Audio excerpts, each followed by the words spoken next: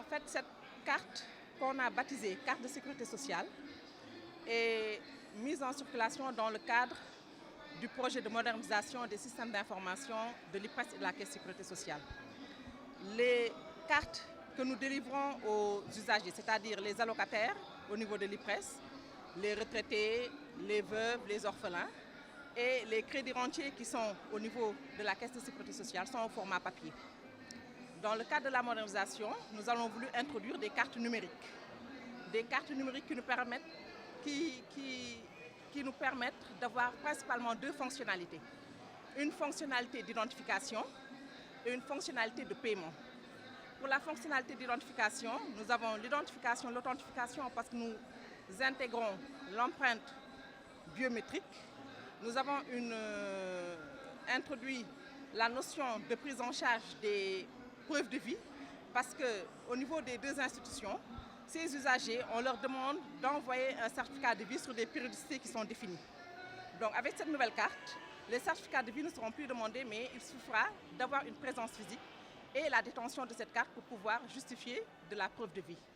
Nous avons également introduit la grappe familiale qui est un élément fondamental dans la prise en charge de nos ayants droit parce qu'au niveau de l'institution, les retraités peuvent faire bénéficier les ayants droit du service social, du service sanitaire.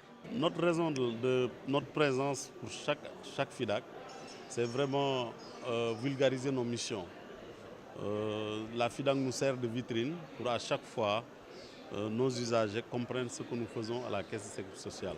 Et notamment, l'objet principal de cette mission, c'est l'enrôlement biométrique et les autres activités menées à la Caisse comme la cotisation côté employeur, les allocations servies par nos usagers et aussi les accidents de travail et maladies professionnelles. Assez souvent, on reçoit un public qui ne connaît pas la Caisse ni l'IPRES. C'est pour cela, à chaque année, depuis des années quand même, nous venons pour présenter effectivement au grand public ce que nous faisons. Et d'autant plus que nous sommes méconnus un peu du grand public, surtout au niveau des employeurs qui se créent et qui ne s'immatriculent pas à la Caisse ni à l'IPRES. On veut vraiment attirer leur attention que c'est une obligation, dès qu'on emploie un salarié, de s'immatriculer à la Caisse et à l'IPRES. Au niveau des travailleurs aussi, du privé et des contractuels de l'État, ils ont des prestations. Ils ont des prestations à la Caisse, les prestations familiales, les prestations pré-postnatales et le volet accident de travail. Ce sont des prestations qu'on sert à la Caisse et qui sont méconnues aussi par les salariés. Souvent, il y a des salariés qui travaillent et qui ne connaissent pas ce que nous faisons.